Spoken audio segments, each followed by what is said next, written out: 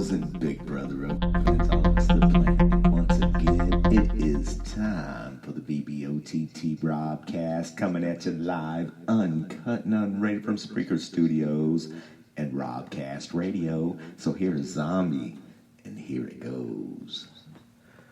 All right, ladies and gentlemen, boys and girls, once again, it's time for the BBOTT Robcast, and we will just sit here and talk some cash shit for a minute or two. But before we do that, I'm going to pay a bill, and I'll be right back with the latest and the greatest and Big Brother over the top. NaughtyGirlClothing.net, NaughtyGirlClothing.net, NaughtyGirlClothing.net. Hey, are you feeling naughty, but you're sitting around in some stained t-shirt and unbecoming bottoms? NaughtyGirlClothing.net has got you covered, actually.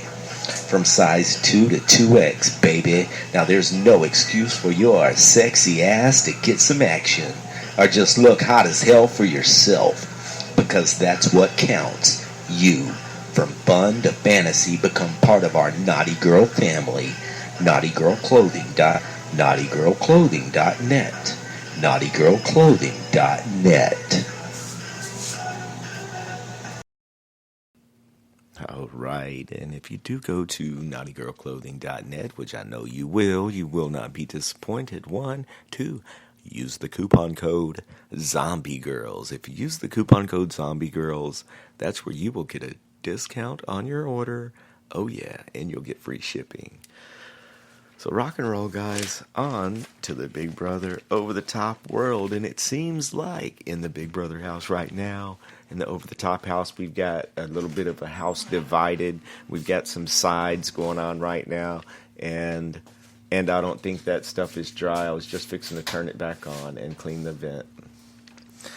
So yeah, here on one side of the house, it definitely, we got the girls, if they can stick together, you know, I think, it showed in there where Alex and Morgan were doing their thing, that they, actually, Alex called Morgan Mo once, and it was kind of a slip up, but I don't think anyone noticed, and I don't even think Alex noticed. So rock and roll, there we go. It seems like they were not intending on working together in the Big Brother house, but they are working together in the Big Brother house because, I mean, hey, there's strength in numbers, and I think if those girls can stick together, guys, then I think some amazing things and some brand new things could happen. Because, see, this is the thing, they've got to get all of us behind them too, right? Because America definitely has a vote. We have a say in this Big Brother game, which makes life a little bit more interesting. So, what I'm saying, I'm talking about a house divided, and I'm looking at the different cliques that we have hanging out at this side of the house, hanging out at that side of the house, and we got a couple of people that float in between from one side to the other right at this point in the game. And there are just a couple of people that, let's just say, I don't see them lasting very long in the game at this point. Chrissy, don't see her lasting very long in the game at this point. Also, I'm not so sure if Monty is not painting an extremely large target on his back, and we'll talk a little bit more about that in a moment. So the house divided. We know that we got Morgan and Alex are working together. Shelby's always right there with them, and then we got Whitney. So those four right there are a definite force to be reckoned with. And then on the other side, we've always got kind of hanging out Justin, Danielle, Shane, and Jason's kind of hanging in and out there. We got Scott coming in there. They go out there and they smoke and stuff like that. And definitely, that's one of our other little cliquenesses happening in there. No super definite bromances clicking so far, but we do have Danielle and Shane. Danielle and Shane got a showman's kicking. And immediately, okay, we know Alex wins the head of household. Shabangy, what's up? She hung in there, and let me tell you something, her little feet were hurting and everything like that, but she made it through, and she proved that she can win an endurance competition. So, yeah, that gym training and that gymnast training comes in handy right about now, doesn't it, Alex? So right out of the gate, I didn't have a super strong opinion about any of the house guests. At this point, my hands down, my favorite in the game is Alex, and I did not want to jinx her by wanting her to win the head of household. And Shazam, baby, guess what? That's right, Alex. It's your birthday. And I'm sitting there thinking, right after Alex wins the HOH, it wasn't 30 seconds after that. Here comes Monty. Monty coming up there trying to talk some game immediately.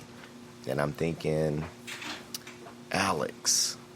I'm sending you a telepathic message saying, make Jason one of the girls.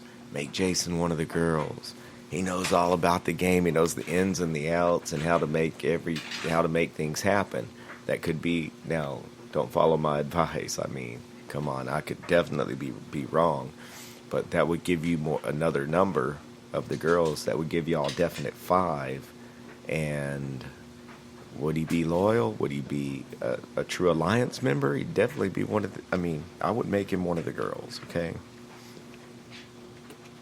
And although it seems Justin's very cool and he's cooking for everyone, I was watching on the feeds when they went up to show Alex's head of household room. Well, guess what? Justin was late getting up there, and they had to wait on him because he was preparing what looked like some pretty good looking, looked like steak. Looked like he was getting ready to broil some steak or some chicken, some kind of meat. It looked really good. It was making me hungry.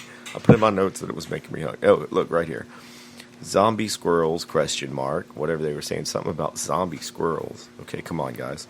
And then Justin was preparing some meat. It was making me hungry.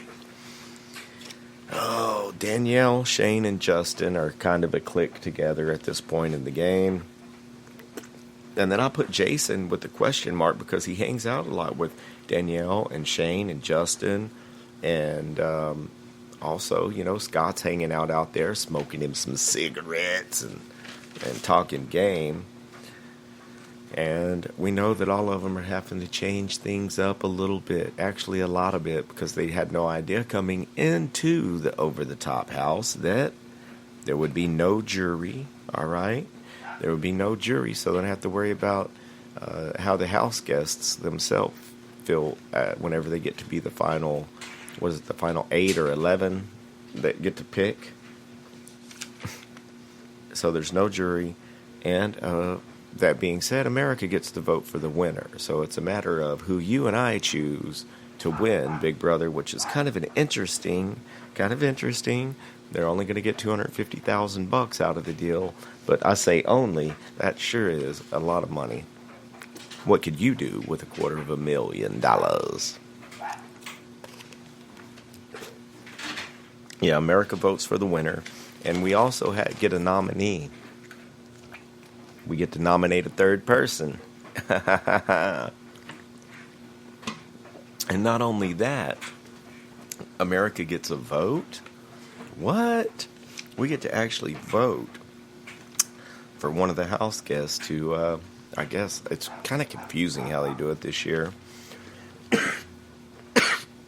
Pardon me. It's kind of confusing how they do it this year because instead of actually nominating 2 people to vote, we'll go through that in a minute, but immediately out of the house, like I said, Alex calls Morgan Mo. Then Jason suspects Morgan and Alex are related. He says that they look the same, and he said that he's having Liz and Julia flashbacks. And if you watch Big Brother 17, you know that Liz and Julia were twins, that they switched in and out of the BB17 house while Jason was in there with them. And they switched them out as twins, and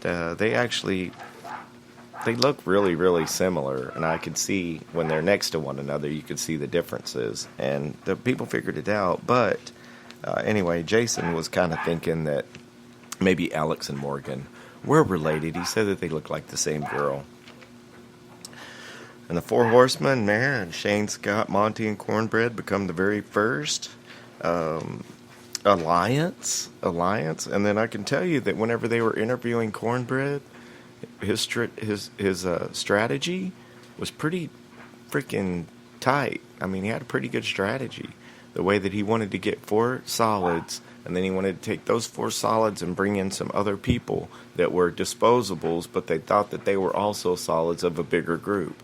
And I think that's a pretty good strategy going into the Big Brother house. Unfortunately, he just didn't mash well with the other personalities in the house, and apparently America didn't really want him in there. I mean, I don't know why they put him up. He doesn't really know why they put him up. We'll all figure it out. I don't know. I didn't vote, so I can't complain about it. Like I said, if you have a problem with what's going on in there, then get off your lazy butt and vote your damn self. That's why I can't say anything about that one. I will be voting in the future. I'll let you know what my opinions are, and I will definitely be equally trying to offend everyone. Now it's the 3 horsemen, because guess what? Cornbread's gone. We know Monty won the first head of household. He didn't really get a whole hell of a lot accomplished because Cornbread's out of the house. And guess what? Jason's still in there. Womp womp. So yeah, the block pass, the safety ceremony now, instead of the nomination ceremony, it's called the safety ceremony. And everyone wear these flashy thingies around their neck, these, what do they call them, badges. And 5 people's badges light up, that means they're safe. A few minutes later, a little while later, 5 more people's badges light up, that means they're safe. The 2 people whose badges do not light up, let you guess, yes, you guessed right. Those 2 people whose badges did not light up, they become the people that are on the block, that are nominated. And then we know America also gets to put someone up there too. And we know, oh damn, Jason wins the power of veto, takes himself off the block. Oh goodness, they put Chrissy up. Cornbread goes home. And Alex was the one vote for Cornbread to stay. Touche, Alex. Way to keep the game interesting and not to just vote like the cattle. Way to keep people on their toes.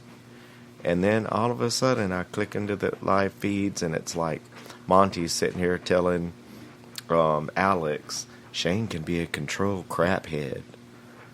Shane turned on Cornbread immediately. He's talking game to Alex and Shelby. So yeah, Monty is still trying to run stuff even though he's not the head of household. Just go over everyone, how you think they're doing in the house right now. I think the girls are doing a tremendous job. What they need to do right now is take control of the game and just keep control of it. And start plucking them off like they're duck hunting. Just bang, bang, bang, bang. No, what is it? No mercy. No mercy. So we know Alex is our current head of household. They haven't told us, she hasn't made her nominations just yet. I'm not so sure who's on the block, but my telepathy saying that she should just make Jason one of the girls. When I did leave the live feeds a little while ago, when I left the live feeds a little while ago, Jason was up in Alex's head of household room, and he was talking a little bit to her. She told him that he was safe. That being said, she also said she would explain more to him later or whatever, and that's where I left to bring you guys a couple of little old tasty nuggets of just what I'm thinking.